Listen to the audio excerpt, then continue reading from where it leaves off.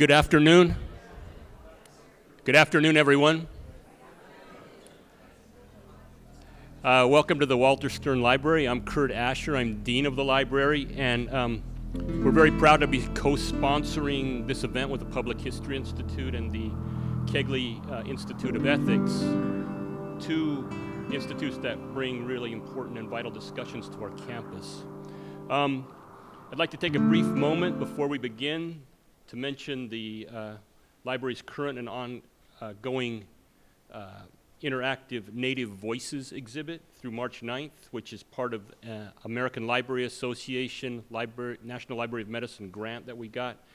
And it's right out here. So if you're interested in Native American issues, it features hundreds of interviews with Native American healers, tribal leaders, physicians, and others. And I hope you'll take a look at that. Also, as part of this exhibit, we're going on February 13th at 7 p.m., we're going to have investigative journalist and professor Mark Trahant he's from the University of North Dakota, and he's the former president of the Native American Journalists Association and a member of the Shoshone-Bannock tribe in Idaho. He's going to be discussing the Indian Health Service. We'll also be holding a health screening here on March 2nd. Those are all part of the Native Voices grant. Finally, on February 6th from 2 to 4, I'm hoping you can drop by for our author showcase and book signing where faculty authors will discuss their work and sign books. I'd like to now introduce my esteemed colleague and friend and the chair of the Public History Institute and chair of the History Department, and Dr. Miriam Robb Vivian.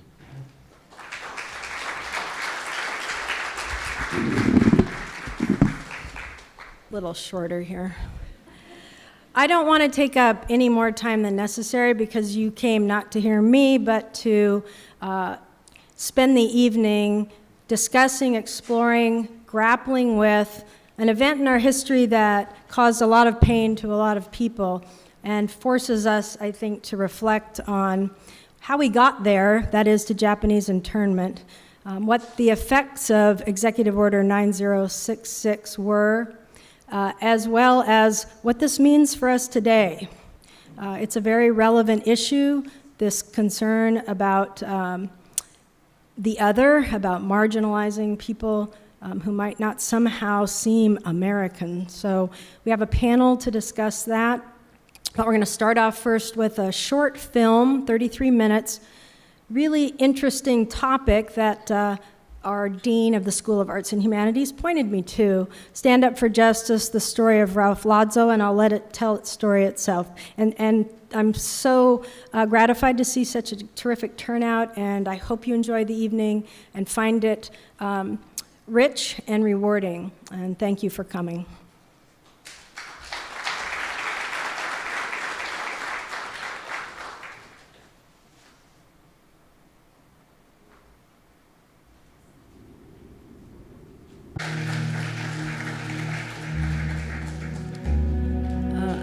I think that's certainly a lesser-known episode in the larger Japanese internment event in our history.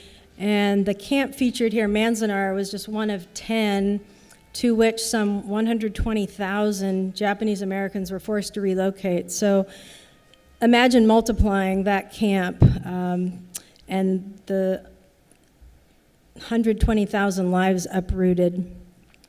We're really fortunate and delighted tonight to have two individuals who experienced one or another of the camps. And Mrs. Mary Higashi is here to be interviewed by Bakersfield High School archiving instructor Ken Hooper, and then Dr. Isao Fujimoto, emeritus of UC Davis, will be one of our panelists. So I'd like to have Ken come forward and have a conversation here with Mrs. Mary Higashi.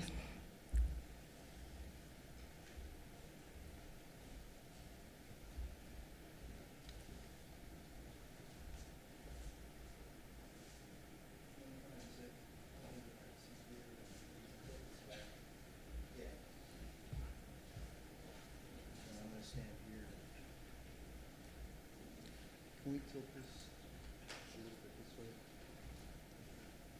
You mean that on the microphone or just? No, this TV, so she can see a little bit.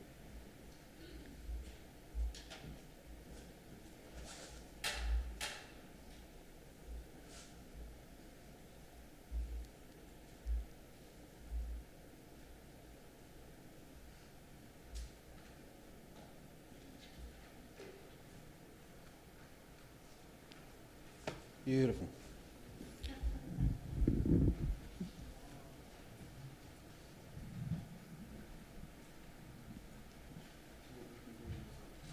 Go through some of the slides. What we'll do is I'm going to go through the PowerPoint and you can talk about the slides. I'll step out and ask you some questions. We'll just have a conversation. Can't hear you. Getting Oh, bad. is this here better? Yeah, I'll yeah. just go through and we can look at the slides and talk about what Oh, you see. okay, and then okay. we'll kind of go on. Good evening, everyone. My name is Ken Hooper. I'm the history and archiving teacher at Bakersfield High School. I'm also the current president of the Kern County Historical Society. So I want to give you a little bit of background, a little history for Kern County. Kern County during 1942 was the only county in California that didn't have a pre-camp for people of Japanese ancestry. They were allowed to stay in their homes. Granted, they had to stay under a curfew and they couldn't travel more, and I think, was it 5 miles? Was the limitation of how far they could go. But like if you read the book Farewell to Manzanar, they went to the Santa Anita racetrack as a pre-camp. Tulare and Fresno had a pre-camp as well. Kern County did not. So 175 miles from here is Manzanar, but the folks from Kern County went to a place called Poston, Arizona. Poston is about a 6.5-hour drive today. And in 1942, there were about 1,100 people of Japanese ancestry living in Kern County. At the high school that I teach at, Bakersfield High School, then called Kern County High School, Bakersfield College was also on our campus at that same time.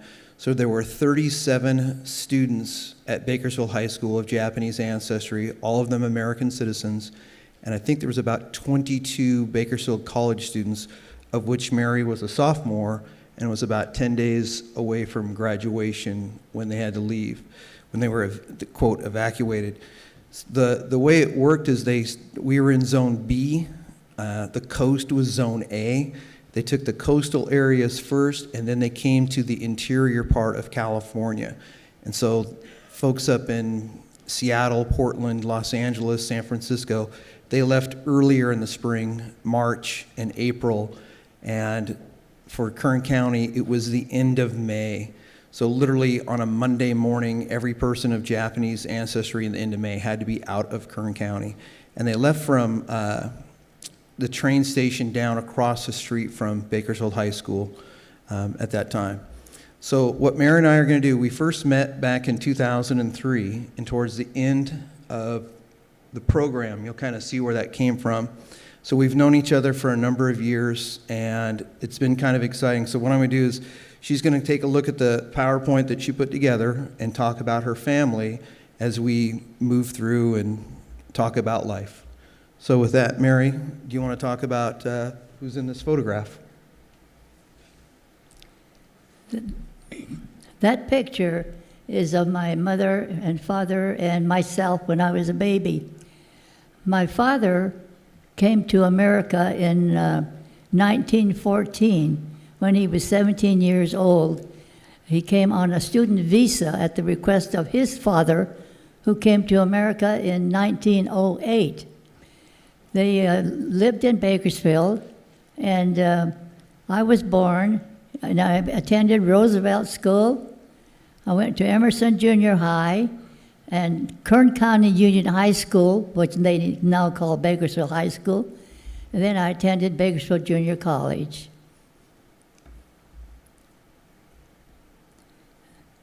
That picture shows my family with brother George. Now, George's story you've probably read about in the papers, because George served in the U.S. Army, in the investigation unit. He made the Army his career, and when he was drafted, he was glad to serve, and he wanted to prove his loyalty. So in 1908, he was admitted to the U.S. Army Hall of Fame. And then I think it was last year in Hawaii, the people in Hawaii named a building for him, Kinoshita Hall. It's located on Schofield Barracks. And the family is very proud of him, and I believe he was able to prove his loyalty beyond a doubt. George was a senior at Bakersfield High School, and he was elected the president of the Future Farmers of America, which was the largest club on the campus of Bakersfield High School. So I'm looking at a room full of young people. So some of you probably were involved in a club. Maybe you did a little fundraisers. The FFA at Bakersfield High School in 1942 did $250,000 worth of business, and that's in 1942 money. Okay? It was a real club. And he was elected the president of it, and when the war broke out, the county officials came to Bakersfield High School, and they wanted to meet with the FFA kids to have them teach Kern County how to grow victory gardens. And sitting across the table was George Kinoshita.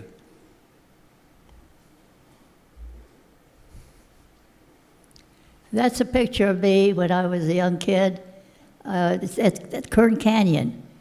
I belonged to the Japanese Methodist Church, and we used to go to the Kern Canyon for the 4th of July, and I'm standing on one of the rocks. The Methodist Church is down near Channel 17's studio. It's on M Street, isn't it? 22nd Street. 22nd Street. Now, back then, we learned how to do the Japanese classical dancing, and I'm the one on the left with my two cousins, Yoshie and Phyllis. Now that's my family.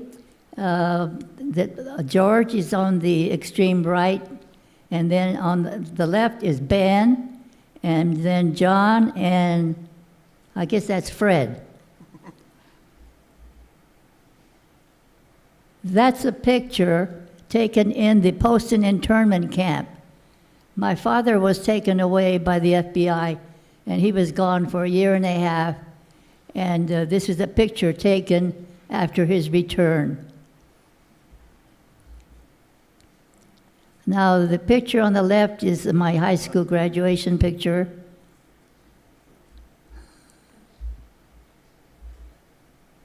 And the other one was when I was in a play, and I guess I took a part of a man.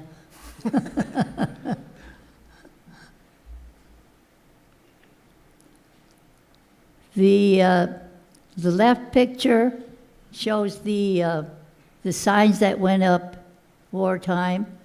The top right is a view of the camp. That's just the aerial view of the camp. And down below, it looks like it's the evacuation time. So let's go back in time to Pearl Harbor. Can you tell us where you were when Pearl Harbor was bombed?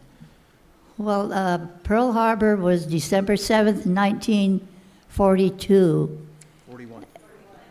41, yeah. To me, that day, it started out as a normal day, and us children, we all went to church. So we went to church, and when we were in our Sunday school classes, we were informed that Japan had attacked Pearl Harbor. And we all said, Pearl Harbor, where is that? And why would Japan attack America? What are they thinking? Well, all kinds of thoughts went through my mind, what was going to happen to my parents. Because now, Japan was at war with America, so our parents, who were aliens, were the enemy alien. Now, my dad always wanted to become a citizen, but he couldn't because he was of Japanese ancestry, even though the Europeans were allowed to at that time. And citizenship wasn't open to him until 1952. at which time he was the first Japanese alien in Bakersfield to become a citizen. And thereafter, he used to tutor the Japanese war brides and tried to encourage them to all become citizens. So about what time, was it in the springtime that your father was taken? Can you talk a little bit about that? Well, the war started in December, and in March, while we were at Sunday school, the FBI came to the farm, arrested my father, my father's uncle, and his firstborn son. Now, we were told that they were taking away all the leaders of the Japanese community, and my father was the secretary of the Japanese Association, so we understood that. But my uncle, he worked on the farm during the day and had a job at night for the Santa Fe railroad depot. And he had two sons who had been drafted by Uncle Sam before the war started, and they were serving in the U.S. Army at that time. So we couldn't understand why he would be arrested. And the son just happened to be born in Japan because the mother had a premature birth, and they came back to America when he was an infant, and he was raised in America all his life. So that we couldn't understand that either. I have the transcript of George Kinoshita that I use in my classroom. I don't have it in this PowerPoint, but when the father is arrested by the FBI, George drops out of Kern County Union High School, and his transcript reflects that. It shows drop, grades, and then there's an A and full credit for his ag class. And I'm thinking, someone drops out in the middle of March, how do they get an A? And the story is that the ag teacher was angry that his star pupil was taken. And those of you who are teachers in here know that teachers in California are the teacher of record. And the teacher gave him the A and the full credit. So let's go back to the spring. I think you told me once that you left in early May for Poston. So let's talk a little bit about Poston and heading there and getting out of Kern County. Well, after Executive Order 9066 was issued by Franklin D. Roosevelt, we knew we were going to be evacuated. And while we were waiting to get the official notification, the War Relocation Authority issued a directive requesting volunteers to go help making preparations and opening up the camps. Well, because my father had been taken away by the FBI, and the uncle was gone too, we had no way to support ourselves because the bank accounts had been frozen. And our bank account was in my father's name, so we had no money to live on. So my kid brother George had to quit high school so he could take the produce from the farm for his aunt so she would have money. And then he sold his future farmer projects to get cash, and he sold his car, and that's how we lived until we got the notice of the evacuation. But because the WRA had requested volunteers, my mother suggested I apply because I had clerical background. So my cousin and I both submitted applications, and we were both accepted as volunteers. They also wanted truck drivers, doctors, dentists, warehousemen, so forth. And at that time, we were told we could take our families if they wanted to go along with us. And naturally, we wanted our families to go with us. And so then we knew now definitely we would be going to camp. And then we were given a date of May the 9th. And that is when I left for Poston, Arizona. And what was it like traveling and arriving in Poston? We left early in the morning from the Santa Fe Depot right next to the high school on the train. And it was early in the morning, and we were told we could only take what we could carry. Well, since there were only, well, at that time, there were 7 of us. And I was 19 years old, had a brother, George, was 17, another brother about 14 and 7, and then the others were just too little to carry anything. So we didn't know how we were going to do this because we were told you could only take 2 suitcases or what you could carry. But so that meant we'd have to just take clothing, but they wouldn't tell us where we were going. Well, so we did the best we could, and with what we had, and we got on the train, and we were told, don't let the children run up and down the aisle. Keep them in their seats. Once the train started to move, they told us to pull the shades down. Now, why they wanted us to pull the shades down, we don't know. Was it to protect us, or because they didn't want us to know where we were going? Well, anyway, it was May, and at that time, we didn't have the air conditioning on, so it was hot in the train. And I remember going through needles. And then we kept going, and mid-afternoon, the train started to slow down. And then at that time, we were told we can pull up the shades. And I saw the name of Parker. I thought, Parker, where in the world are we? Well, then the train stopped, and I saw a bunch of Indians, the native Indians standing around, and there was a huge dust storm in the horizon with great big tumbleweeds just flying all over. Then the train came to a stop. And what did your barracks look like when you arrived at the camp in Poston? Parker's a few miles up the road from Poston. Well, when the train stopped, the MPs told us to get off the train, and there were trucks parked on the side of the highway. So we were told to get our belongings and get on the backs of the truck. There's no covering. It was these army trucks and wide open back space. So we got on the trucks. Well, actually, there was about 10 volunteers and their families, so you can imagine how many trucks they had lined up. Well, I remember seeing my mother hanging on to the sidebar with one hand and holding the baby tightly in their arm with the other hand. And I just hung on to one of my brothers so he wouldn't fall out of the truck.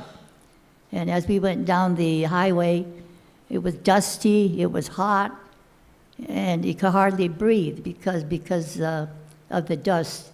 And I remember holding a handkerchief to my nose and mouth so I could breathe. And after about a 30-minute ride, I saw rows and rows of black tar-covered army barracks. And I thought, my goodness, where are we going? The government certainly selected a God-forsaken place for us to live.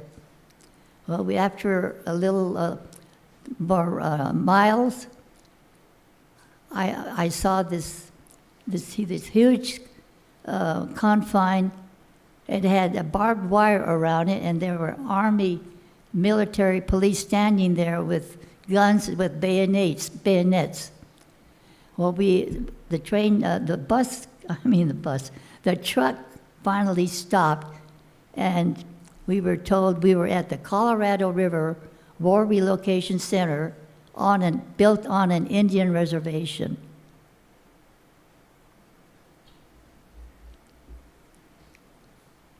Now, this picture is a group of girls that I worked with when I worked in the evacuee property office. And at that time, our bosses used to say that he had the best-looking girls in the administration building. And he called us his harem. Times have changed. Now, the picture on the right, they built a Japanese rock garden near the administration building, and every day they had this American flag flying there. And one day, when one of the GIs came to visit camp, he wanted to take my picture, so he had me sitting on the rock with the flag in the background. The other picture is when the draft started again.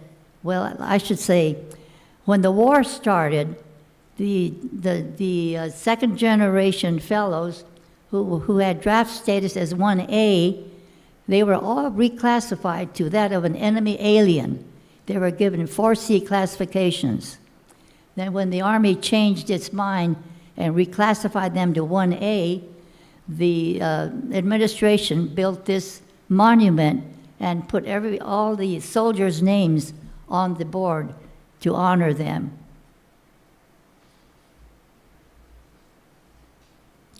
This is the fellow that I got married to in Poston. He courted me for 3 years because my father being interned, I told him there is no hope of our ever getting married because my father might be deported to Japan. And if he was deported, it would be my duty to accompany the family to Japan. And so we just couldn't go anywhere. But when my father was finally released after 1.5 years, they realized he had done nothing wrong, and he was a loyal person.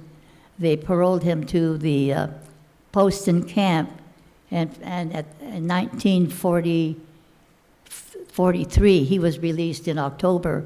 And then from that point, he courted me, and we had a relationship, and eventually I was able to marry him in the camp.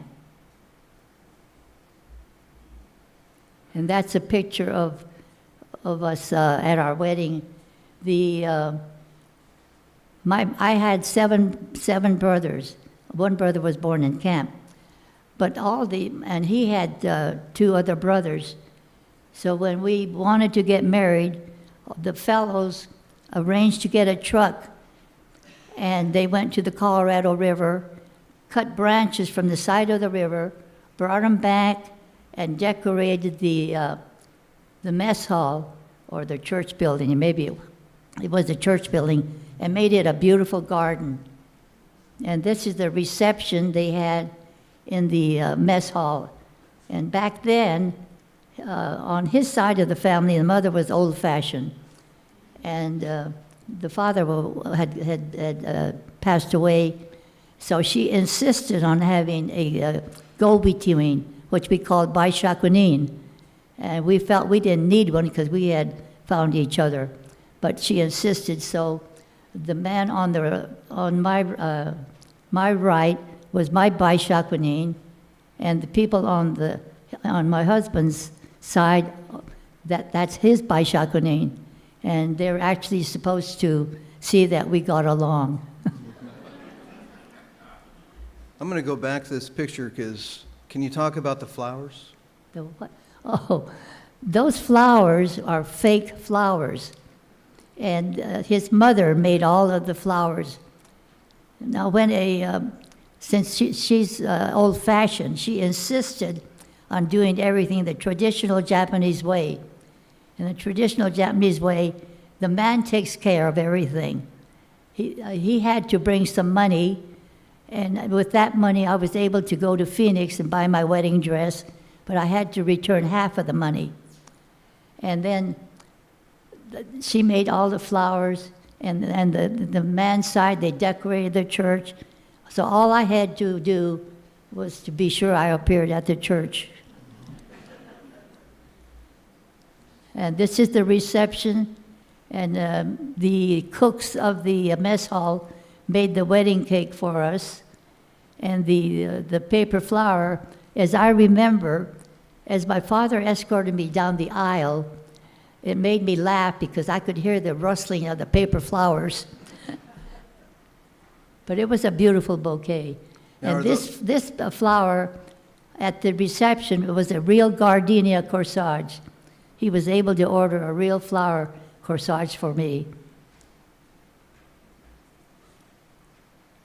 And that is, we got married in 1945 in May, and we relocated to Cleveland, Ohio. And these pictures, the one on the left was taken in Chicago. The one in the middle, I think we were in Cleveland.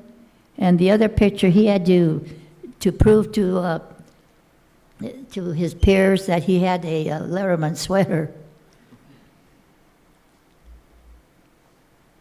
And this is our firstborn, Andrew. And then we had two daughters subsequently. And the two daughters, they are still living today. They both went to UCLA, and one became an attorney. The other one went on and got her master's degree, and she's a certified financial analyst. And this is my husband's side of the family.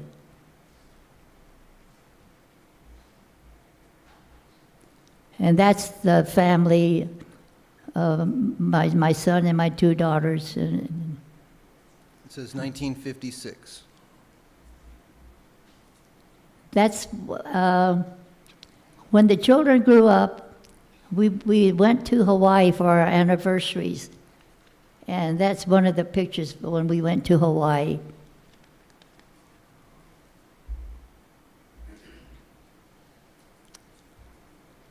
This is a picture with Mr. Hooper in Bakersfield High School when I assisted in getting the names and the students for the graduation. That the high school had a actual graduation service for the Niseis that were unable to graduate from Bakersfield High School because they were evacuated. In 2002 and 2003, my students researched and discovered that there were people who had been taken from the high school that for reasons that was beyond their control. And the kids then said, we need to invite them back. And so I didn't have a clue how to do this. But some newspaper articles were written, and eventually I got a letter from Mary, and she had the addresses and names of almost every single person. And I was like, you gotta be kidding me. And so we were off to the races. So this is in 2003. So I'm looking at a room that's full of some fairly young people.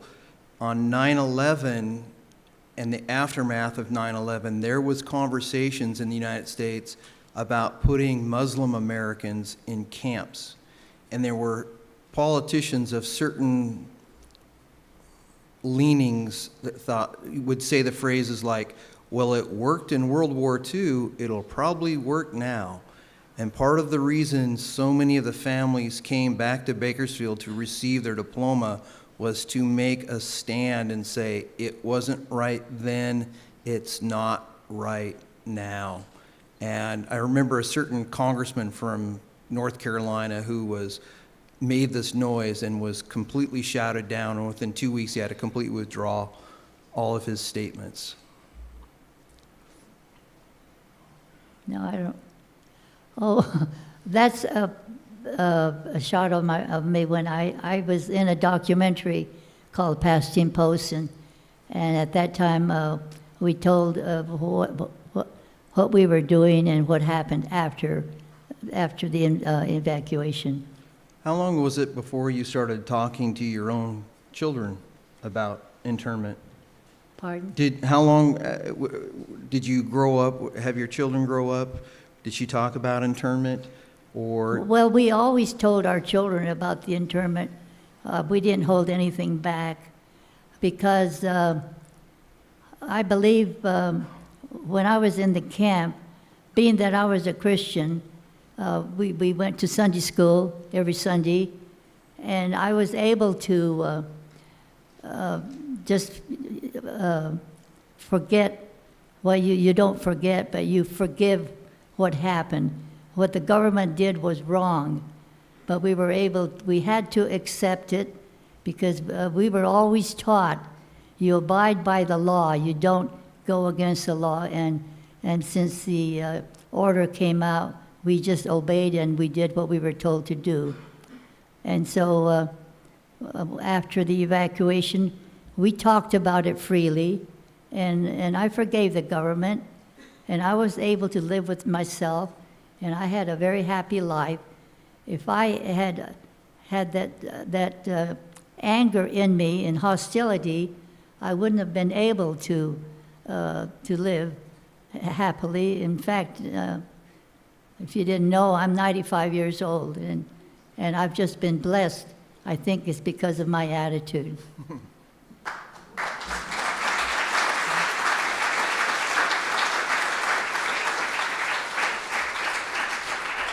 Now, this picture, the junior college, which they now call Bakersfield College, rewarded us by allowing us to graduate. Because when the evacuation happened, I was so disappointed because I didn't get to participate in the actual graduation ceremony and get to walk down these, they used to have graduation in the stadium, and they played the music, and you wore your cap and gown and walked down, and then you got your diploma, and everybody applauded, and it was a wonderful time for graduation, and I missed all that. So I was always very unhappy about that, and then lo and behold, Mr. Hooper called me and said the junior college is going to award the diplomas if there's anyone willing to participate. So if I would, call the former students, find out if anybody would come. Well, I did. But unhappily, I was the only actual student that was able to participate, because some had passed away, others were on vacations, others had commitments. But I happily did this, partly because it was Mr. Hooper who had asked me, and he had done all this for the high school students. I couldn't say no to Mr. Hooper. Darn right. But it was wonderful, and I was just overwhelmed. And the family showed up, and it was an occasion that I will never forget. And I thank the college and the city of the people of Bakersfield for what they did for us. Okay. Thank you, everyone.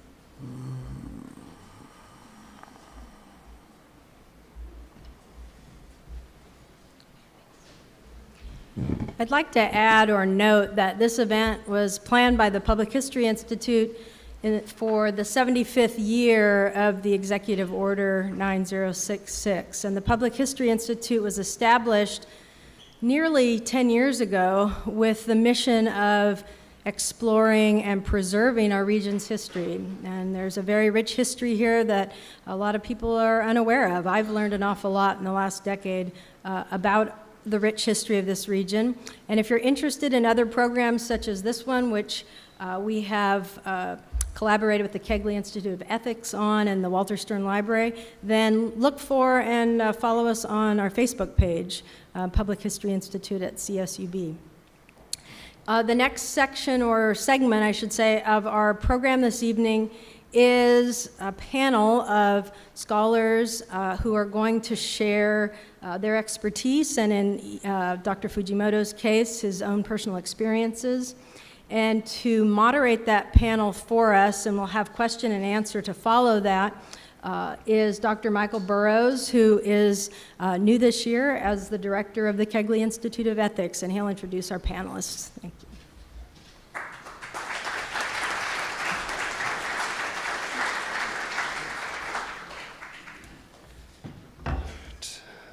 Good evening, everybody. Thanks for the introduction, too, Vivian. Appreciate it. Thank you all for being here tonight and being part of this important conversation, both to remember the events surrounding the events and the lives impacted by Japanese internment, but also the lasting legacy of this aspect of American history and its contemporary relevance for today in our political climate and our own communities. It's also an aspect that we want to address. It's definitely an honor and a privilege on behalf of the Kegley Institute of Ethics to be here and to be part of this event, and particularly to moderate this panel. Each of our panelists will speak for about 10 minutes, leaving ample time for audience questions and discussion. And before I introduce our panelists, actually, I think let's just take a moment for them to make their way up to the table here.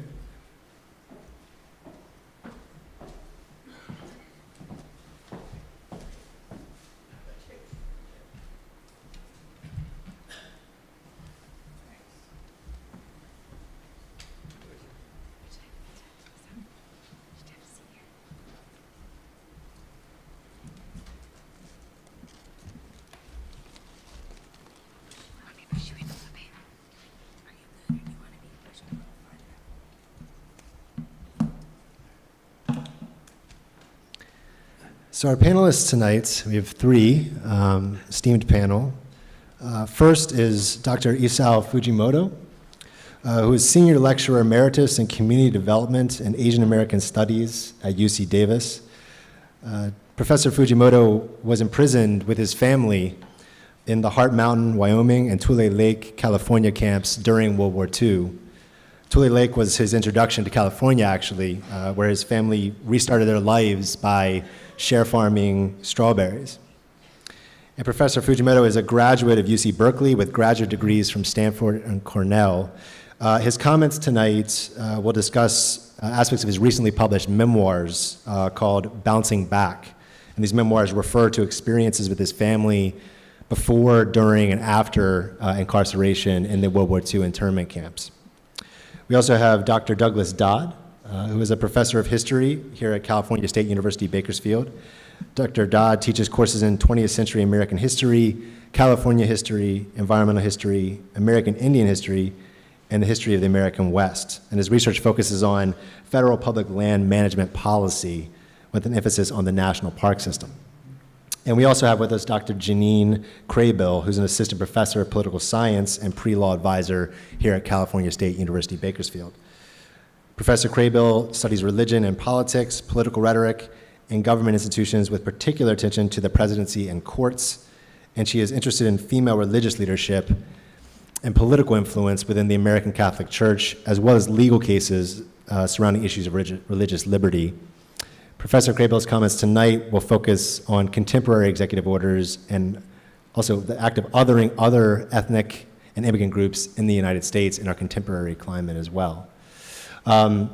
So again, we'll have roughly 10 minutes, although Professor Fujimoto, I think you can take as much time as you want as far as I'm concerned. We'll start with Professor Fujimoto, and then we'll go to Dr. Dodd, and then Dr. Craybill, and then we'll have plenty of time for questions. We'll have a microphone on this side of the room and this side of the room, and I'll give instructions once we get to that portion of the event. And with that, Professor Fujimoto, please. Okay. I finished a memoir. It's called Bouncing Back. And what I want to do is make brief comments about 4 different topics that helps people bounce back. And it was great to hear about Mary's life history in terms of getting back up again. And I think what I want to do is make some brief comments in the 10 minutes I have. First of all, what I'm going to comment on are the rules of resilience, about community, and about home. And these are the topics that are summarized, first of all, in this little paper mache. This is called a daruma. And the daruma is a symbol of a founder of Zen Buddhism, is Bodhidharma. And Bodhidharma was Chinese in the 5th century when he started. And the story goes that he meditated so long, for 9 years, that he lost his legs, and his legs withered away. And there's a statement that goes with this struggle.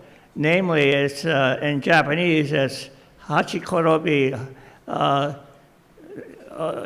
Nanaoki. And what that means is you could fall down, get knocked over 7 times, but on the 8th time you get up and you stay up. And that's a picture of resilience. And the story of resilience is, I think, symbolized in the stories that Mary told about, but that's not just the Japanese Americans. I think it's everybody in this room have had struggles, and you have to really bounce back again. And there's a lot of very important lessons to be learned from just watching people get back up again.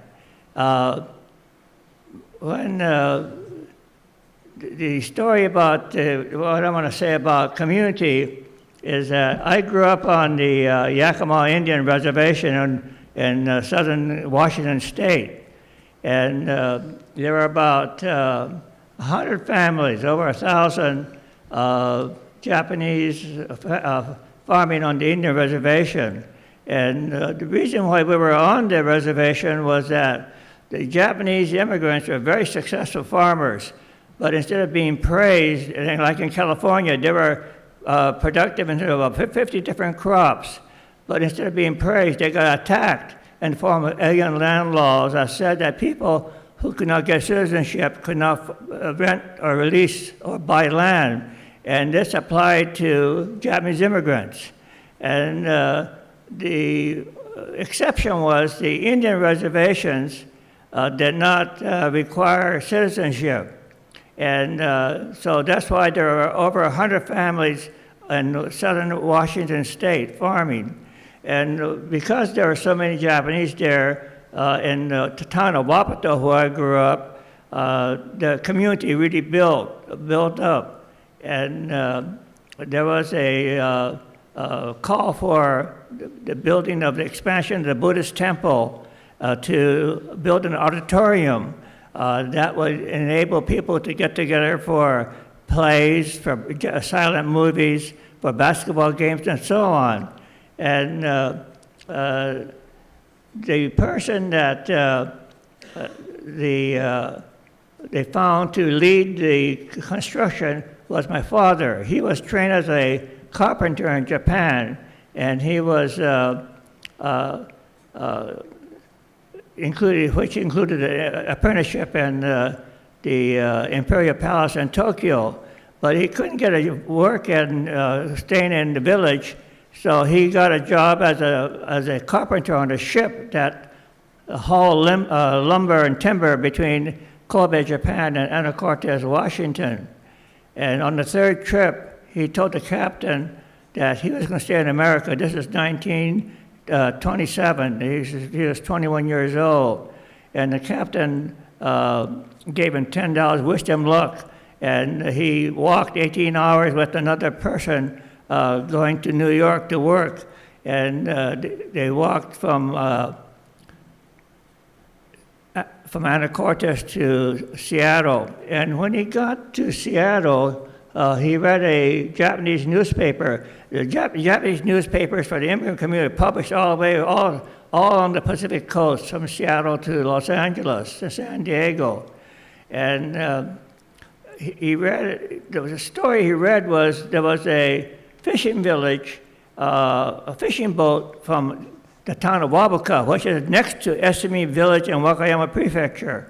And he read the story and went to the meeting where the Wakayama Prefecture people were sending the bodies back to Japan for burial.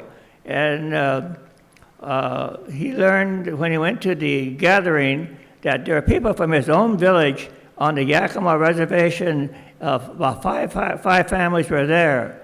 And when he got there, he worked a couple of years with another family. But people found out that he had all this experience in carpentry. So people prevailed on him to lead the construction of the Buddhist auditorium to go with the temple. And what he did was organize the villagers. It was some 50 would come about during the fall after crops are over to build the auditorium.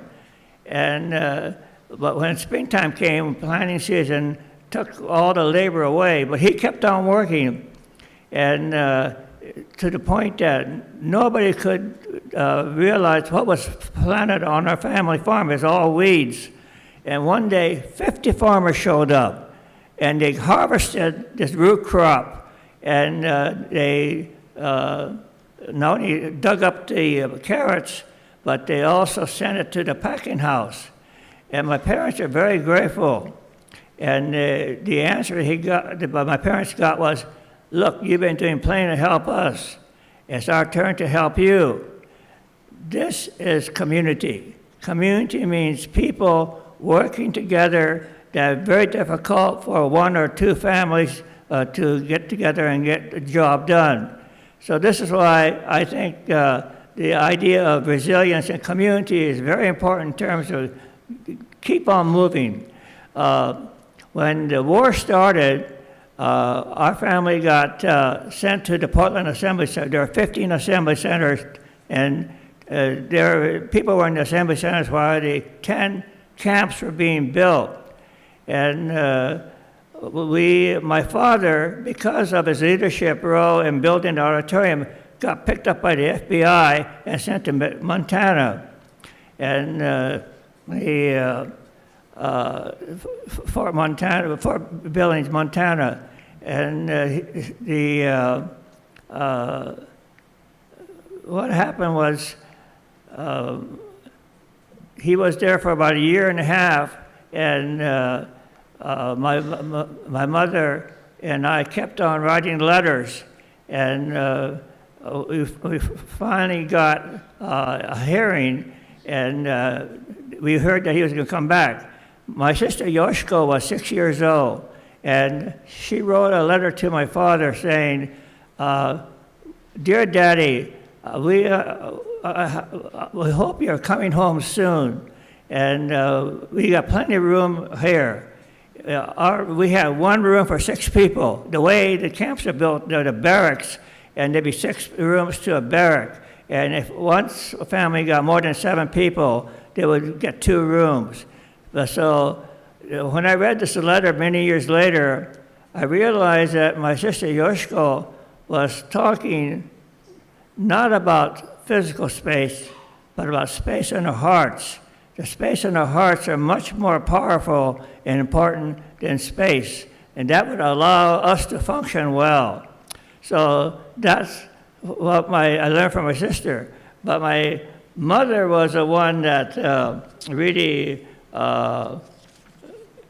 helped to solidify ideas for me in terms of what it takes to bounce back. And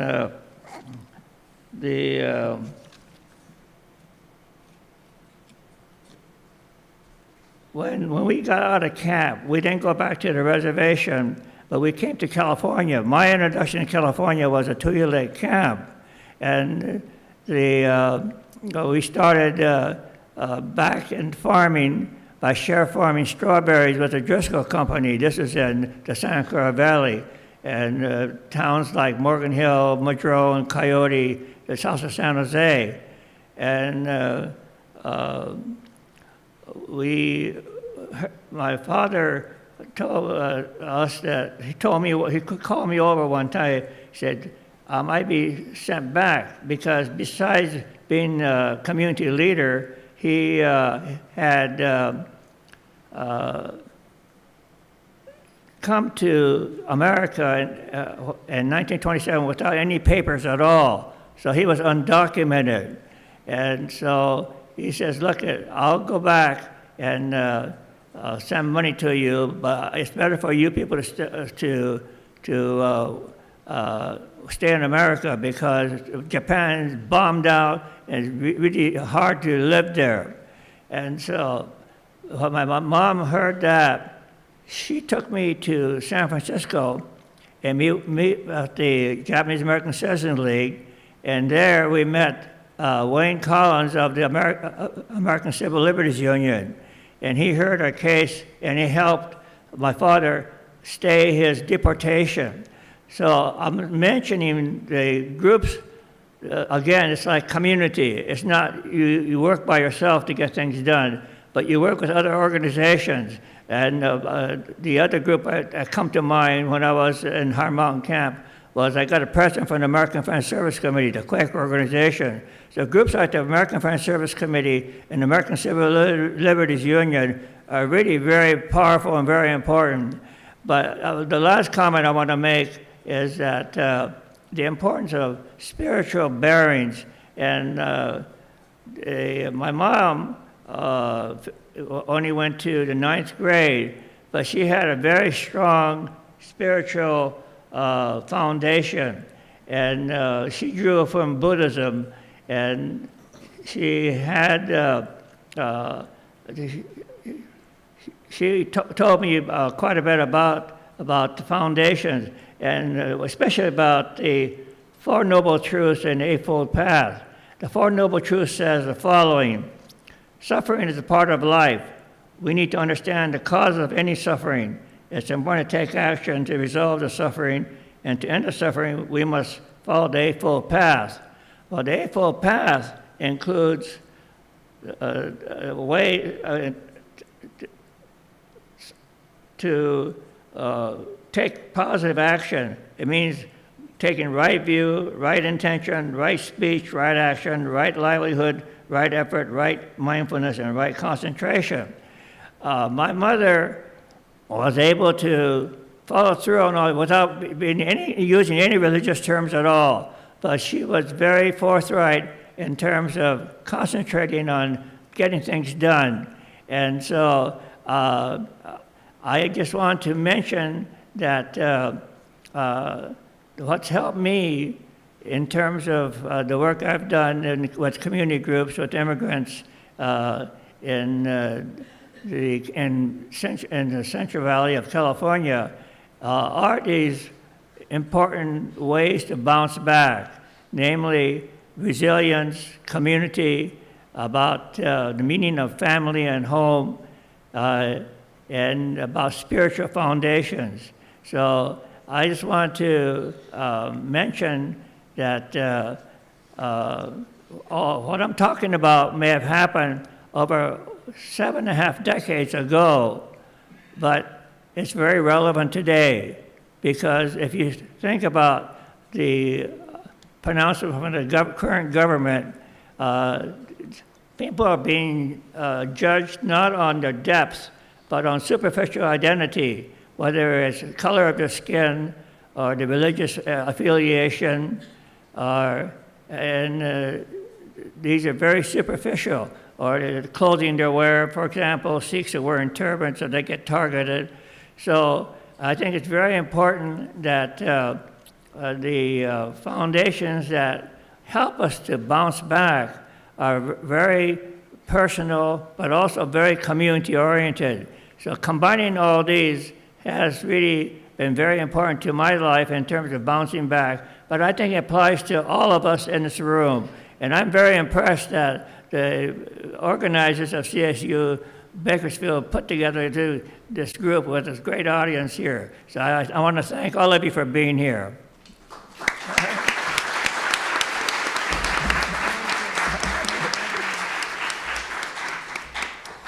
Thank you, Professor Fujimoto.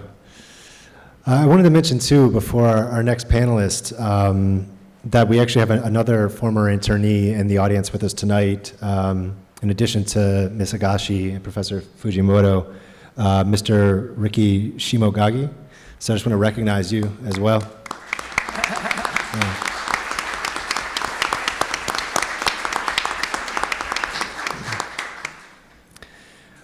With our next panelist, we'll go with Dr. Dodd.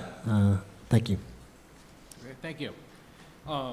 Before I get started, I'd like to just maybe take a moment to remember a person who was instrumental in founding the Public History Institute. It was really in many ways his brainchild, and that was Professor and then later Dean Ed Sasaki, who was from the psychology department and later served as Dean of Humanities and Social Sciences here at CSUB. The Public History Institute in many ways kind of began with him, and as a child, along with his parents, he was interned at Tule Lake. So it seems appropriate to recall his memory tonight as we're engaged in this. What I wanted to talk about tonight is to give a little bit of the context out of which the internment sprang. The United States government characterized the internment as a wartime necessity and a matter of national security. That's certainly how they justified it at the time. But it also culminated a long series of laws and policies and traditions of discrimination, more broadly against Asians and more specifically against Japanese immigrants. So I wanted to kind of step back a little bit and talk about how those foundations that ultimately culminate in the internment were laid down and how they developed through the 19th and early 20th century. The issues kind of begin with the gold rush when large numbers of Chinese immigrants began coming to California. California reacted to that influx of people by enacting restrictive and discriminatory laws, in particular the foreign miners tax, which was applied against Chinese miners to try to keep them from the mines and to make sure that gold mining remained an opportunity for quote-unquote white men.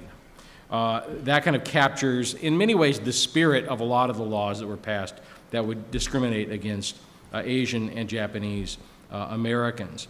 By the 1870s, after the gold rush, mining was in decline. A lot of the Chinese immigrants had moved on to construction, particularly of railroads and canals or agricultural work. The state was in economic depression by the 1870s, and there was a widespread anti-Chinese movement in California. And that led to a number of enactments and pieces of legislation and legal decisions that would kind of set the stage for broader attitudes against Asian Americans. In 1878, a federal court in California ruled in the case, it was called In Re Ah Yup, or In the Matter of Ah Yup, 1878, that a Chinese man named Ah Yup, who had immigrated to the United States, was not eligible to become a citizen of the United States. So this is a very important pivotal case early on that wound up excluding people of Asian heritage from citizenship or the ability to naturalize and become citizens.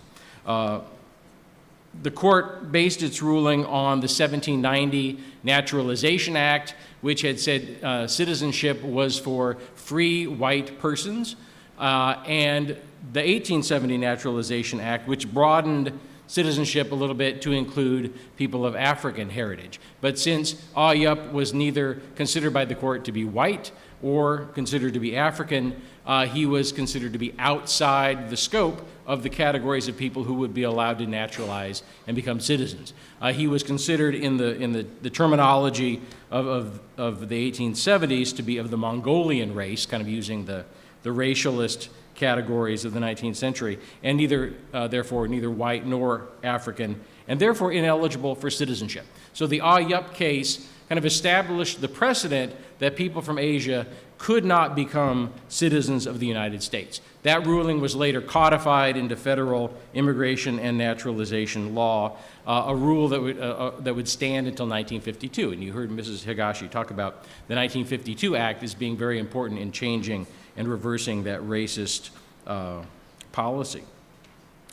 One bright spot, though, during the 19th century for Asian immigrants was the U.S. Supreme Court ruling in the United States versus Wong Kim Ark. This was 1898.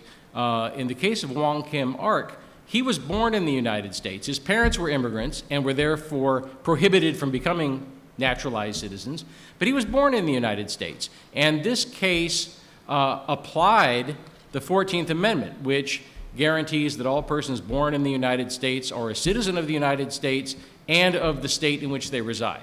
And the court in 1898 ruled that although previous decisions and laws barred Asians from naturalization, those who were born in the United States would become citizens. Both of these decisions, the exclusion of immigrants from naturalization and the inclusion of Asian Americans born in the United States, kind of play out in the internment in terms of some of the people being not citizens and others being citizens, still being deprived of their rights and sent to internment camps. But their citizenship status was determined by these earlier rulings in the 19th century. Japanese Americans, the Japanese began coming to the United States, and California in particular, in the 19th century as Japan changed and modernized. After 1868, the Meiji Restoration unleashed a wave of industrialization, modernization, military expansion, and things like that. That had similar effects in Japan that economic modernization had in Europe. People who were rural, agricultural, things like that were pushed out by the forces of economic modernization, and there was a diaspora of people leaving Japan, kind of pushed out looking for opportunities elsewhere. They didn't only come to the United States. They went to Canada, Mexico, Peru, Brazil, other places around the Pacific Basin, but of course, many wound up here in California. It's interesting that the Japanese who came to California, many of them found opportunities in agriculture and things like that because of anti-Asian attitudes that had wound up excluding the Chinese. In 1882, the United States government passed the Chinese Exclusion Act, and many of the Japanese who came in the 1890s were filling in kind of the gaps in the economy, particularly in the agricultural economy, that were created by the exclusion of the Chinese. In California, nativists tried to slot the Japanese into similar categories that the Chinese had been slotted into, and to restrict their opportunities in a similar way.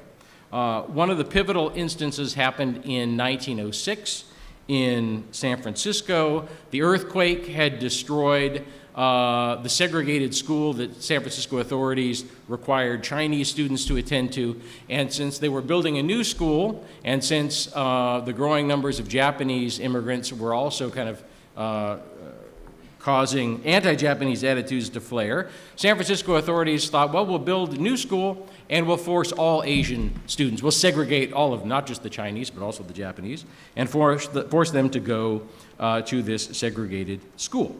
The Japanese government took a different view of the matter, and the United States had to pay attention.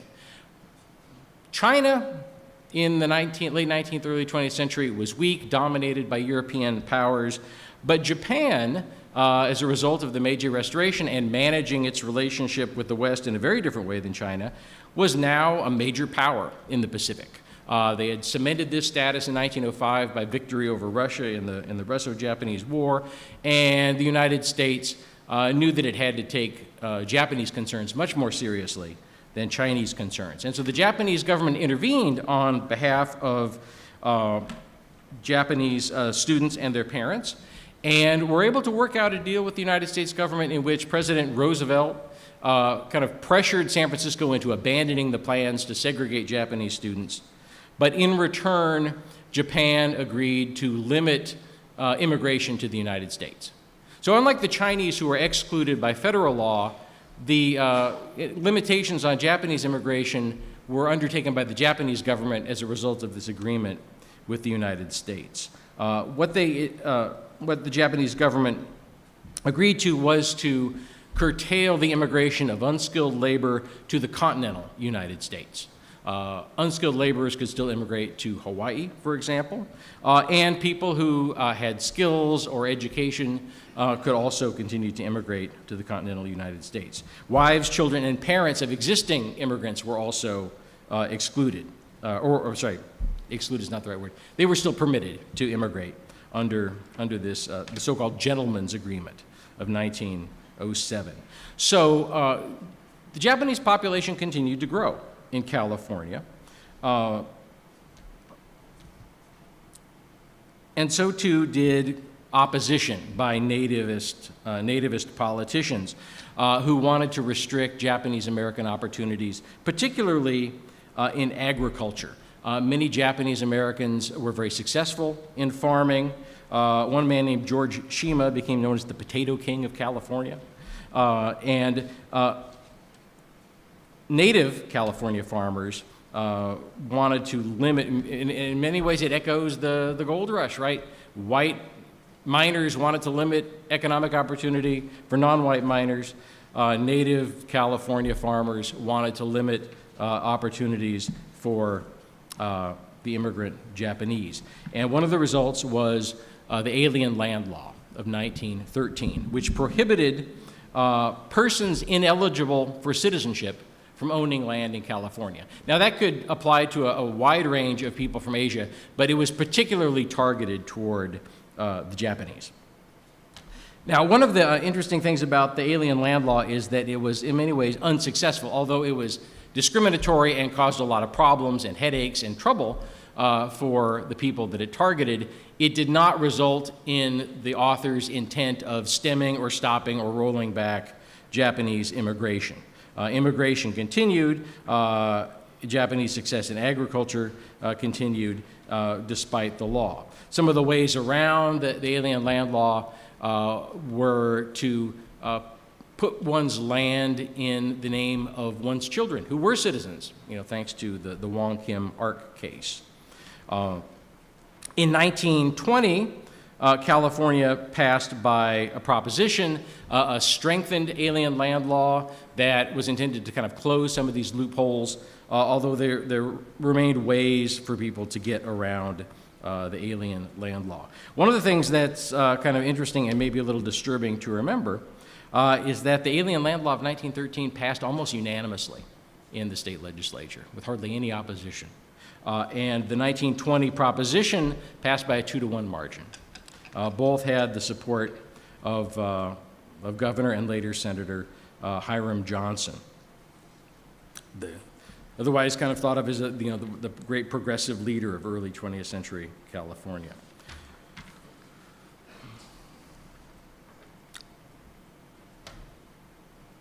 A lot of these attitudes resurfaced in the early 1940s with the attack on Pearl Harbor, and you found farmers very supportive of internment because they wanted to kind of continue their attempt to restrict Japanese American opportunity in agriculture. In 1942, a government report on California agriculture and the role of the Japanese in California agriculture included an interview with a California county farm official who said that the Japanese were discussed thoroughly at a recent Farm Bureau meeting which he attended. Over 100 farmers were there, and all agreed that now was the time to do something about the Japanese situation in agriculture. Right, there was a strong animus by many native California farmers still by the 1940s to restrict economic opportunity for Japanese farmers.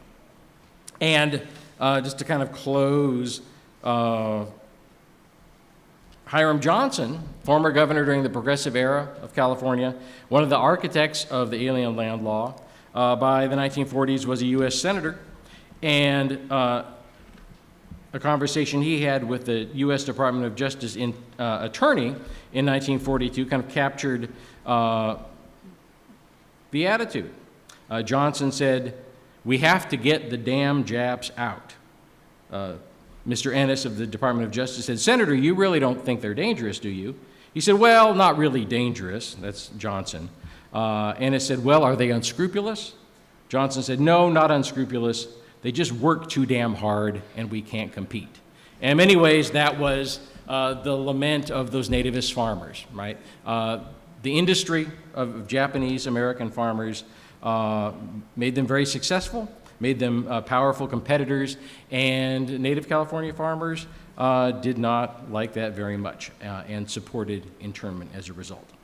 Right? So internment, the government attempted to couch it as a national security measure in wartime, but it had deep roots, deep roots in racial animus and strong, kind of currents of interest in limiting Japanese American economic opportunity, particularly in agriculture. Okay, I'll stop here. Turn it over. Thanks.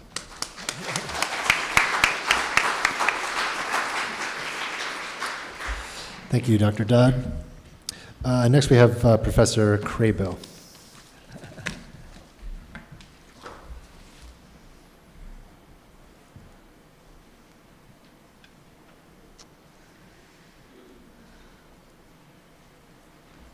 I'm hoping my clicker works because I'm pretty loud and I don't like to use the mic.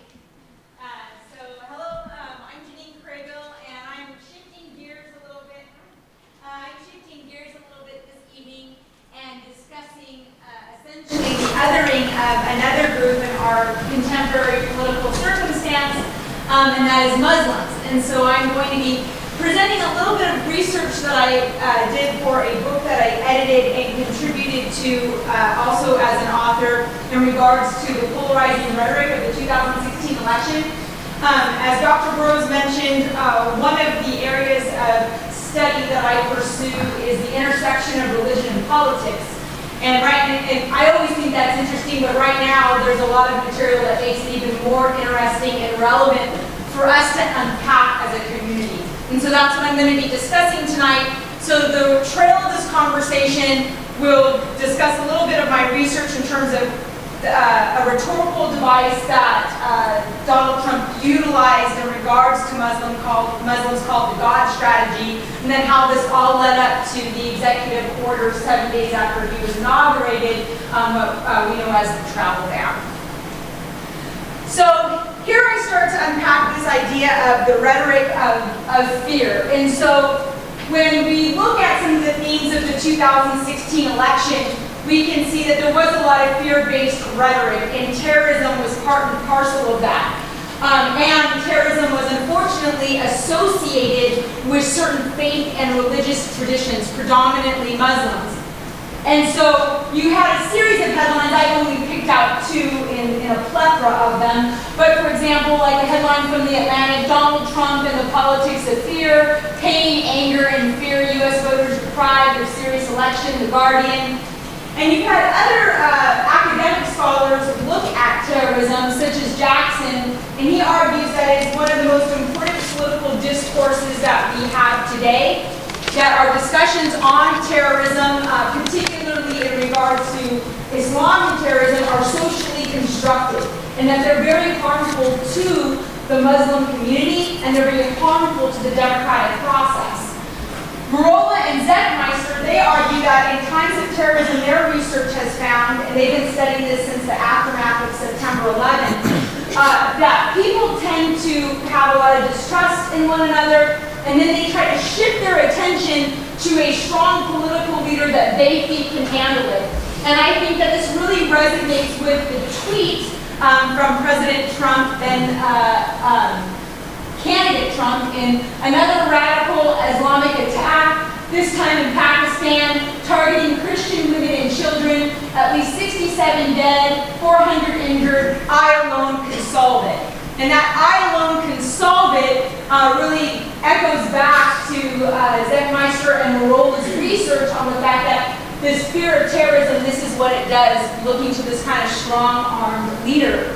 And then myself, and very proud to note, two of my students, researchers and research assistants, helped me co-author a chapter, and what we argue is that Donald Trump modeled his rhetoric utilizing something called the God strategy and built off this fear and tension with terrorism.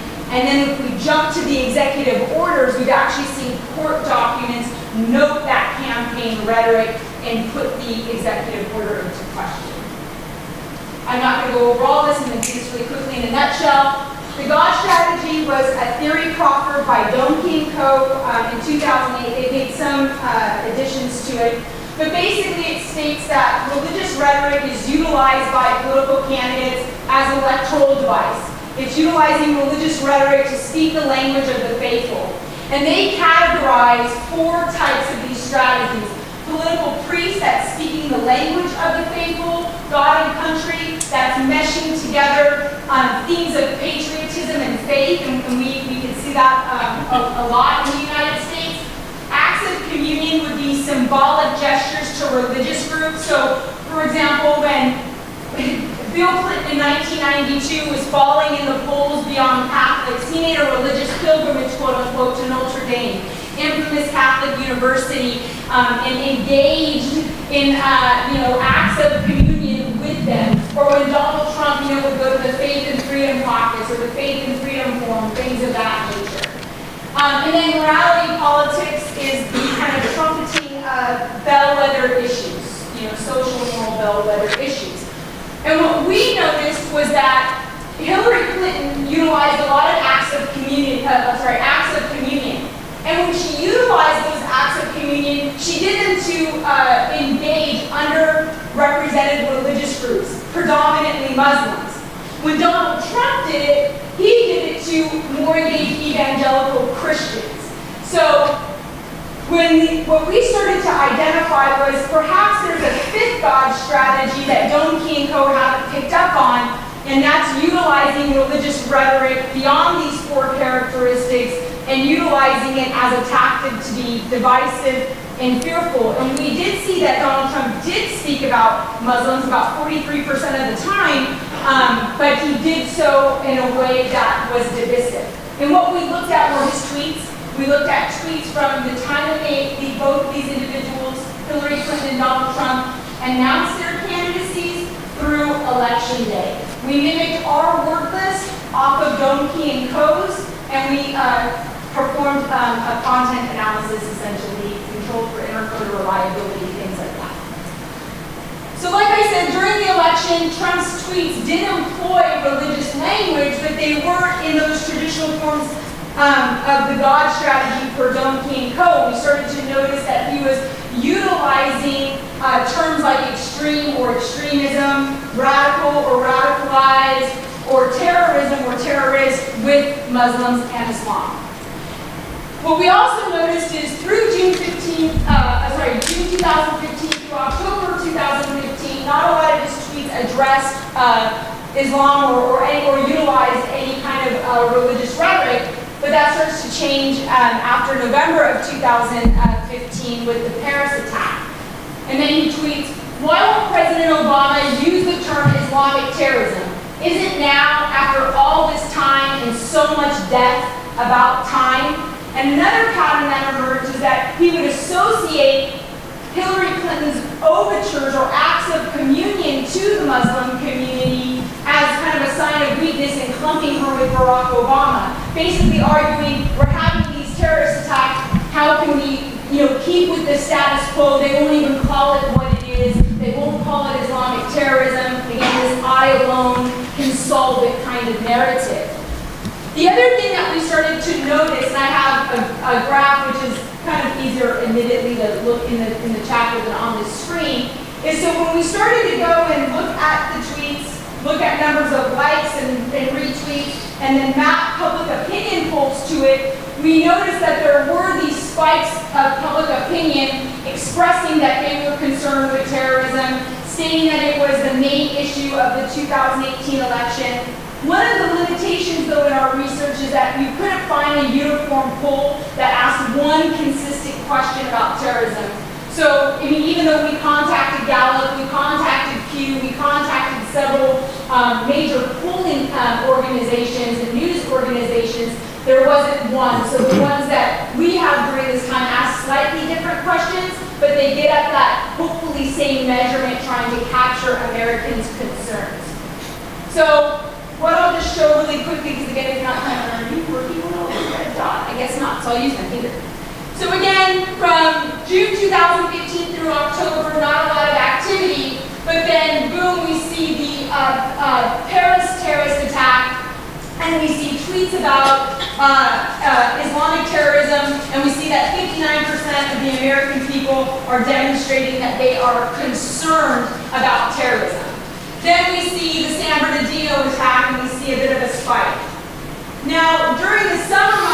going into the election and the DNC and the RNC, you don't see too much activity, and some of that we are kind of still parsing out. Is that because there wasn't anything necessarily at home until you get to the Orlando Pulse nightclub shooting, right?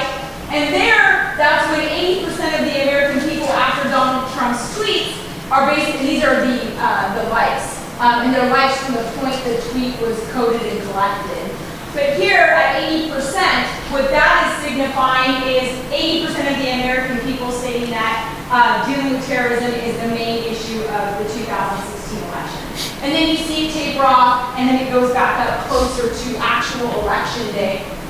And again, many of these tweets either try to clump Barack Obama and Hillary Clinton together, basically, so you could sell to your audience that, Barack Obama won't call it what it is, neither is Hillary Clinton. She doesn't use this rhetoric either. She's engaging this group friendly. You need someone like me who's willing to call it what it is, right? That's what we hear a lot. He says it like it is. And so now, quickly getting into Executive Order 13769, protecting the nation from foreign terrorist entry to the United States, this is where we can see this kind of rhetoric having consequences. Sometimes we don't think that rhetoric has consequences, or, oh, maybe a candidate can't be serious. When they come into office, they're not going to necessarily bank on what it is they've been saying. But here we see that rhetoric is impactful and that it can have consequences. Because 7 days into Trump's presidency, what he does is he issues this executive order banning citizens and refugees from 7 Muslim-majority countries, right? So we have Syria, Iraq, Iran, Yemen, Somalia, Sudan, and Libya.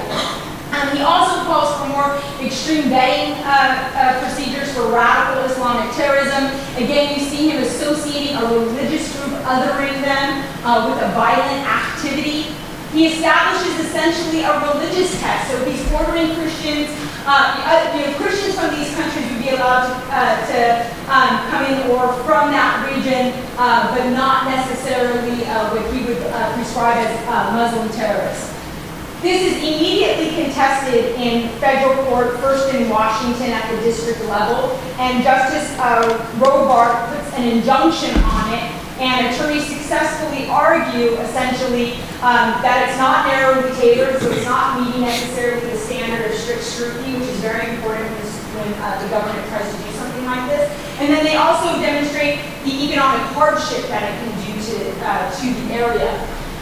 What starts to also percolate in the public is this conversation that, this was coming. We heard this rhetoric, and now it's actually being formulated in the policy. So then you have an updated executive order on March 6th, removes Iraq, says, okay, people in that pipeline for visas and green cards can continue with the process. But what we really see, this is kind of a situation where your own weapon can be used against you. And we know that political rhetoric and religious rhetoric can be utilized as a weapon for our discussion with the God strategy. That a federal judge in Hawaii put a temporary restraining order on the EO, and those court documents specifically noted Donald Trump's rhetoric towards Muslims. A third edition of it came out in September. Chad is now added to this, and then you had North Korea and Venezuela. Venezuela targeted illegal government leaders. And then currently with the Supreme Court, they decided in June that they were going to weigh in on it. September it was removed from the calendar. And then in December, the court allowed the third order to go into full effect, pending decisions still needing to be hashed out at the lower level of federal courts. What I think is really interesting is that I think that this kind of this hysteria and this othering of certain religious groups and violence and terrorism is kind of a guise. It masks some realities. So you actually had the Investigative Fund and Reveal. They did a 9-year study from 2008 to 2016. And what they found is that domestic, more kind of, and this is not a bash on anyone that has conservative principles, please don't get me twisted here, but that more right-wing terrorist groups are the cause of terrorism within the United States than Islamic groups. And so what they have on file is that you had 63 cases of Islamic domestic terrorism, 76% of those plots were foiled. You had 115 from what they considered and categorized right-wing extremist terrorist plots, and 35% of those are foiled. Another thing I want to point out is Islamist versus Islamic. When you say something like Islamic, you are associating a religious group with terrorism. When you are actually pointing at terrorists that are doing something pervertedly in the name of religion, that's when you use the ist. Donald Trump doesn't do that distinguishing, which further others this group. Last little thing, I think. I'm sure you hope. Collingwood is a professor from UCR, and he's done some work with some other co-authors. This just came out in the Journal of Political Behavior, hot off the press, just a couple days ago. And what they did was a two-way study, the week going into the executive order and the week after the executive order. Same group of respondents, you can see a change of about 100 replies here, pre and post. And what they did was they looked at the attitudes about a potential ban and then the attitudes of the ban in effect. And they noticed that the pre-test, or the first wave, that people were kind of split on a potential executive order.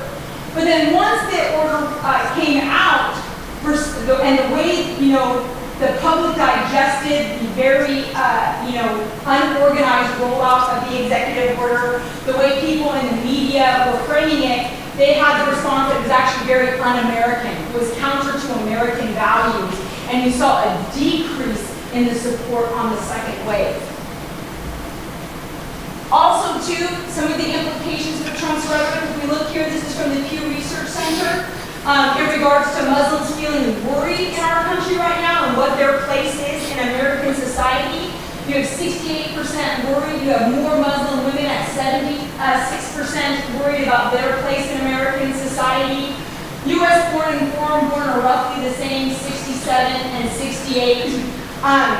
The other thing, too, is the FBI, when it released its 2006 crime statistics report, demonstrated there was a 20% increase in hate crimes towards Muslims, over 50% for Jews.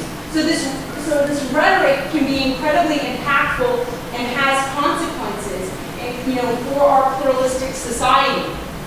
One optimistic note, so it's good to end on an optimistic note, is that Collingwood argues that, because of this resistance and because of the backlash that the first rollout of the executive order got, remember we saw a shift in public opinion and it was more positive. It stated that this is contrary to American values.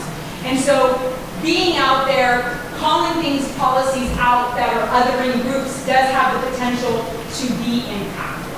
That's it.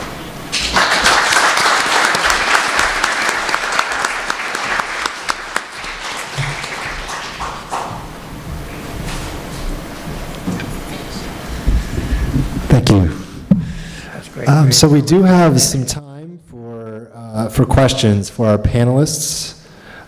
If you would like to ask some questions, I'm sure there are some in the audience. But also, I want to note, given we take a few minutes to set up, if anybody needs to leave to attend to something else this evening, now's a great time to do that. Can you write it down? And if you want to stay and spend time with us, you're welcome to stay, of course, too, for as long as you'd like, or until 8 o'clock anyway. So we're going to have one microphone on this side of the room, which is already there, and then we're going to have another microphone on this side of the room. So if you're interested in asking a question, you can come on either side of the room.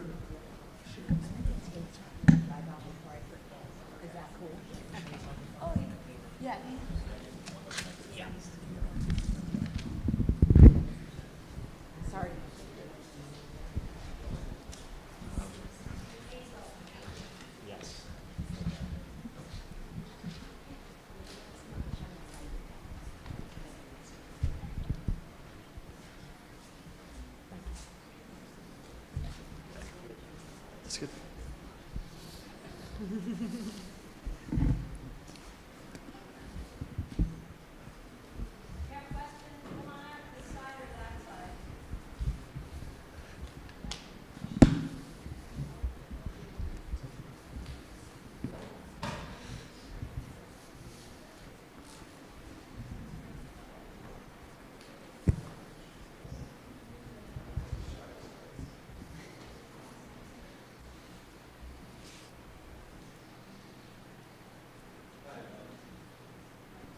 Probably turn it on top.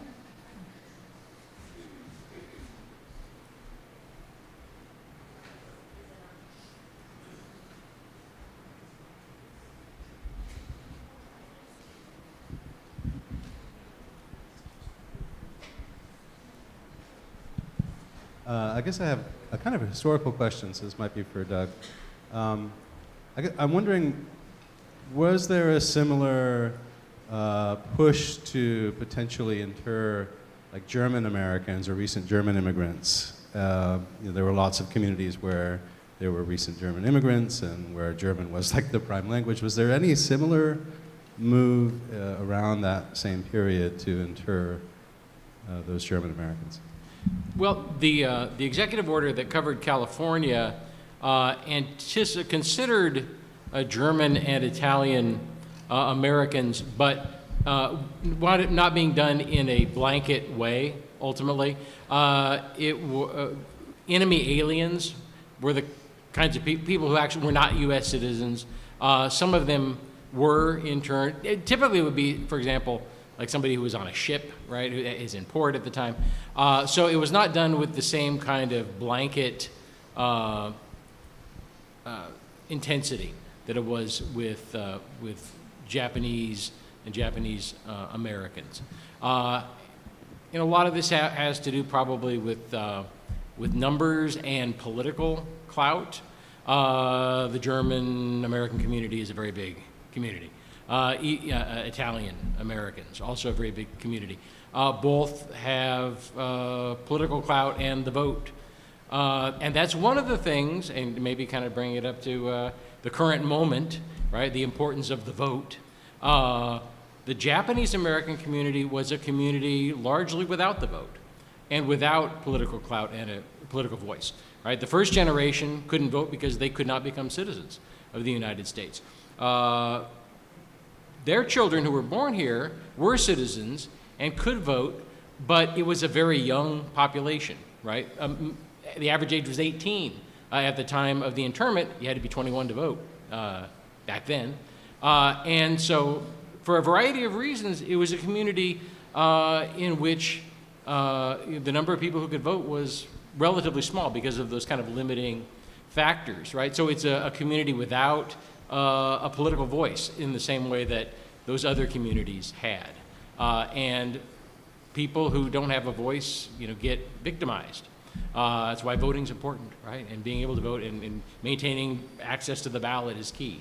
And it was one of the things that really worked against Japanese Americans at that time. Just add quickly that I read some 11,000 German Americans were relocated and some 3,000 Italian Americans were relocated.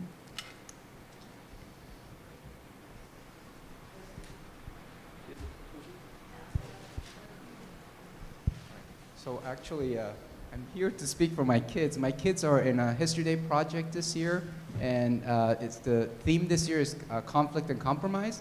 So they've decided to do their project on the internment, and actually specifically for the 442nd Combat Team, as well as the 100 Battalion.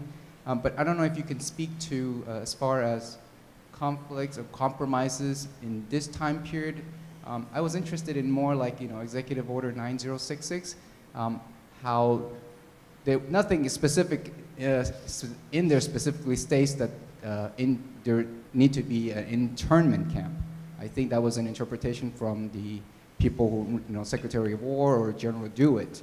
And so that would be something that I don't know if you knew anything about. And then later on, the administration actually overturned their own executive order prior to a couple of Supreme Court case decisions that were coming out. And I don't know if you can speak to that as well. That for me. Whoever has the knowledge.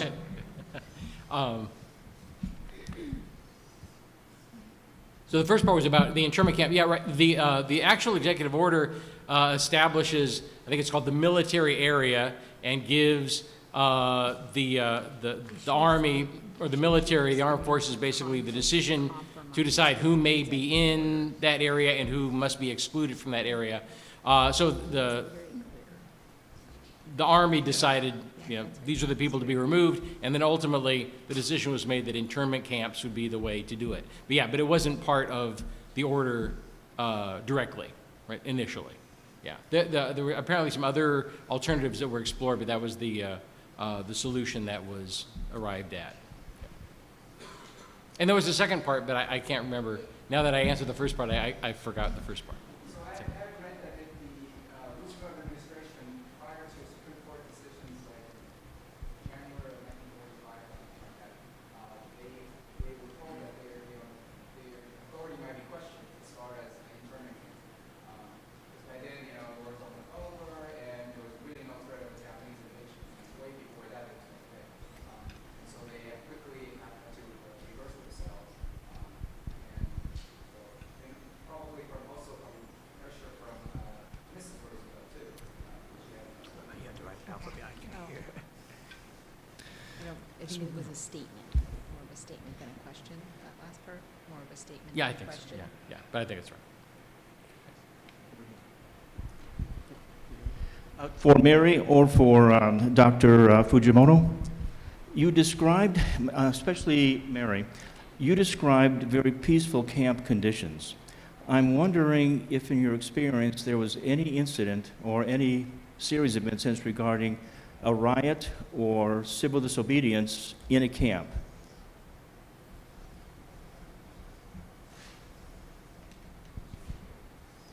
This is a question for Mary. Either Mary or Dr. Disobedience in the camp. Fujimoto. Like, did anyone rise up against the authority in the camp? Civil disobedience. Well, I think there are a number of different examples of civil disobedience, particularly in Manzanar, because you had protests and you had also not only protests about the imprisonment, but also when the draft came, a number of people also protested there. I was in Hard Mountain when 63 Japanese American people eligible for military service refused to go, and they got put into prison. So there are examples of this in a number of different places, and they've been downplayed. So, and it becomes very complicated because within the camps themselves, their opposition within the Japanese American community, people who went into the service thought that people who refused the service were really downgrading the efforts. So it's very controversial. And so, but it's a matter of media and publicity also. I think a lot of negative aspects don't get played down, don't get publicized so much. So I think there's a lot of issues here concerning the current situation also. I mean, today it's remarkable. Today is Korematsu Day, and the fact that you're honoring Korematsu, one of the protesters of the internment situation. And I think the words that we use gets into a lot of trouble. People sort of differentiate between concentration camp, internment camps, and detention camps. What they all have in common is that it involves imprisonment. And so I think there's a lot of selectivity going on in terms of media differentiation and discussion of these issues. So I think the fact that we have universities that encourage people to really dig deep into the situation. And so I think it's very important that we just don't take things at surface. I mean, a lot of the rhetoric going on today amounts to surface issues, whether people's appearance, people's religion, people's clothing, people's behavior. They don't go into thinking or depths at all. And so when we base our judgment on actions based on superficialities, we get into a lot of trouble. So I think it's very important for people to come together, talk deeply, talk openly, and discuss issues in its broader context. In Poston, in the fall of 1942, Camp 1 had a major strike. And what happened was the first generation men that had been picked up by the FBI were being paroled to Poston, and they in turn told their children, this is assumed now, they told their children who had turned their names into the FBI, and they thought it was some of the JACL leaders. Well, they had no choice but to do that. However, they beat up a couple of the JACL leaders, so they hastily removed them from camp, but the perpetrators were taken to the Phoenix jail. And then the people protested and said they would not get a fair trial in Phoenix. Bring them back to camp. If they're going to have a trial, bring them back to camp. In the meantime, the militia was called, but they didn't have to be called in because everybody protested everything. The dust storms, the food was bad, and the first generation men complained they wanted a say in the government. They didn't feel that only the second generation people should have the power to govern. It was going to be a government by the people. They wanted a choice in what was going on too. So what the administration had to do was to get a new advisory board together, and they were able to reconcile the answers, and they did give the first generation opportunity to participate as leaders, and they brought back the 2 prisoners, put them in the Poston Camp, and then the militia wasn't called, and everything went back to normal. And after that, we didn't have any more riots or any strikes, and people just worked together. You just have to work as a community, and you can't just make up your own mind and protest and do something. You've got to work together. I wanted to go back to the first questionnaire. I think it wasn't only the age of the people able to vote at that time. I think racial discrimination was an issue. My parents were in the Tule Lake and Poston camps, and they were, American citizens, whereas my husband's grandmother, who was also a second-generation American, lived in Bakersfield and was not interned, obviously, because her immigrant parents looked like everybody else. And the other thing I wanted to comment on is, my family had opposite situations where my mother's family were no-nos, meaning they voted, or they answered no on the questionnaires regarding would you fight for the United States. And one of my uncles went to prison as a result, as being a conscientious objector. My father's side, my uncle was killed in battle in France. So they took different paths, but I think we recognize now that the people who resisted and refused to fight for a country that imprisoned their families were also patriots. I think that, for a long time people shunned them and said that they were not, loyal to the U.S., but I think they were in their own way protesting their unfair treatment.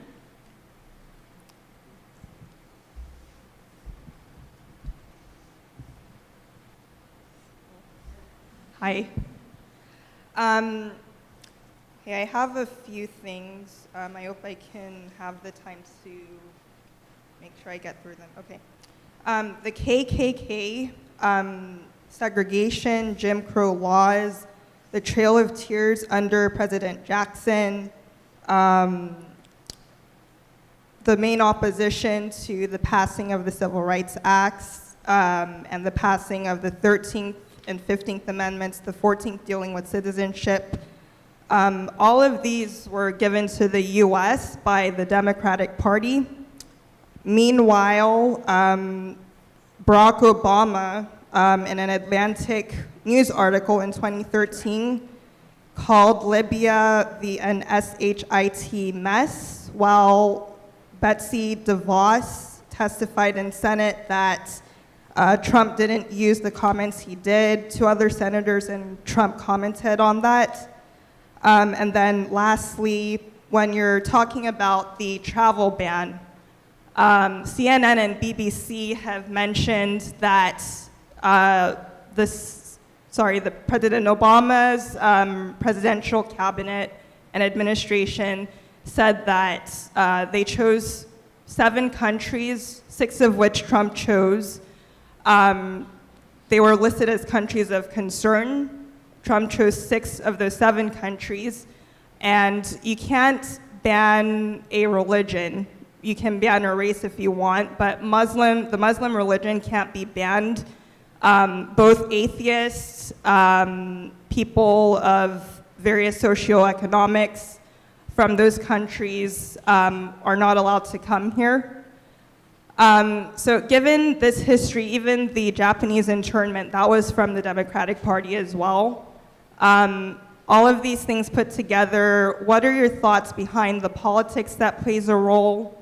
All the information you've presented has been liberally biased, which should not be the case. Academia is liberally biased. It's best to show both sides of the issues when you're bringing them up, rather than being afraid to tell the truth entirely. My last comment, if a nation is afraid to take action against, in favor of protecting its citizens from terrorist attacks, the data shows that the background of these individuals come from the primary countries, the 7 countries that were banned. That's not being racist, that's just showing the reality. The numbers aren't racist. If a government can't take action because they're afraid of being called a racist, bigoted, xenophobic, that's a very cowardly government. And so there's a reasonable explanation behind why Trump has taken those actions and why the Obama administration put those countries under concern in the first place. So the politics behind everything. Thanks. Well, I'm just going to address it generally. I'm assuming that the question is for me, so thank you so much for your very thoughtful question. I think a few things, I want to make sure words aren't being put out that I did not say. So I did not call the president a racist. But one thing I would like to comment on is we do have a situation where we do have domestic terrorist threats that are a reality that don't mirror what looks like to, what's being put out there as a threat in regards to Islamic terrorism. And we do have studies that show that. So when we want to address issues of security and terrorism, I think we also need to be looking at the homegrown effects of that terrorism and not just projecting it on to a certain classification of people like Muslims. The other thing, I actually did this on purpose. I was very careful in the presentation. All my headings that are from me say travel ban, not Muslim ban. And I did that intentionally because I wasn't going to put it in a pejorative context. You've had other scholars playing on that term to drive home the point that it was a ban that impacted Muslim majority nations. Have both Democratic and Republican presidents instituted policies that have other groups? Absolutely. I happen not to be a Republican or a Democrat. So I'm objectively looking at what is taking place. You've even had institutions of law, of courts, look into the rhetoric of the president. And you can't necessarily, when you are going to have a measure that is going to be restricting people, their movements, their rights, their due process, what's good is that our system exacts a standard of strict scrutiny. And the government has to meet that bar, right? And so that's what's being put into question here. The Supreme Court has allowed the third version of the ban to go into effect while arguments are still being hashed out at the appellate court. I don't think that those jurists are going to be looking at it in a biased way. I think they're going to be looking to see if the government really did meet a standard of scrutiny. You know, going back to the examples of Andrew Jackson and others, those are obviously terrible policies. So when I'm presenting on, for example, President Trump in this issue, it's not to say all Republicans are bad or this particular Republican. I'm not putting a normative statement or a normative outlook on the president. But what I am saying is that I think we need to be very careful about his rhetoric because it does cause concern. We have to learn how to coexist in a pluralistic society. A lot of people look to the president for a sense of moral leadership and a sense of decorum. And we have to be able to take some type of a cue from him. And if you do have people that do feel concerned about the president's rhetoric, I think that's debatable and open for discussion. But I also think that you bring up very good points that Republican administrations have also done things that have not been moral or ethical towards populations. I agree with you.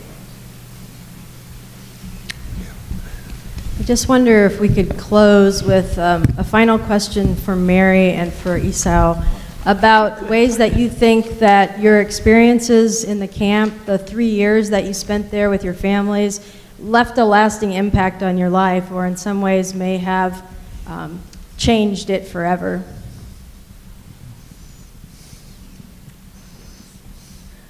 I can't hear.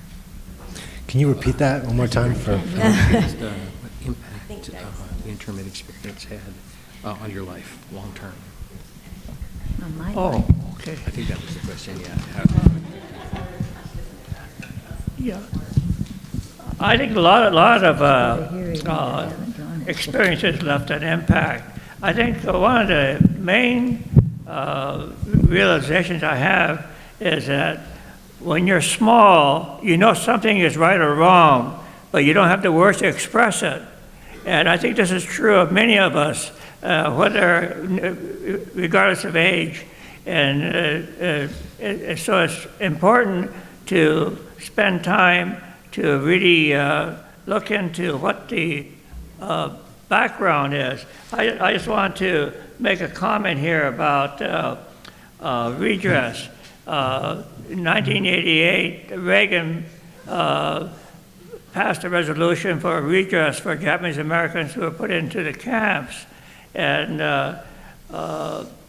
I thought about what happened at that time, and I just want to read a statement, a realization I had. As a child in the camps, I knew something was terribly wrong, but I lacked the words to describe my feelings or our situation. Years later, I found the words, injustice and betrayal. I think of the pictures of the presidents on our wall and the promise of freedom and justice they seem to offer.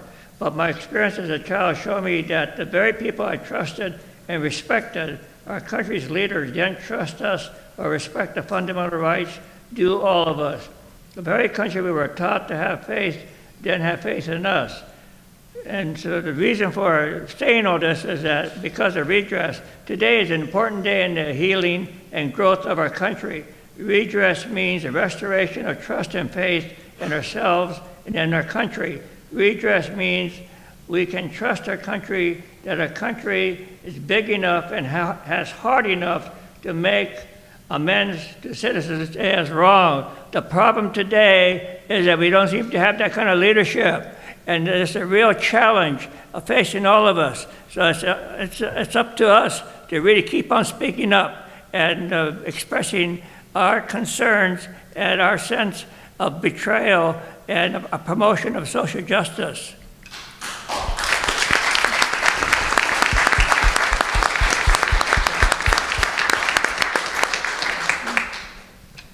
Ms. Higashi, did you want to add anything?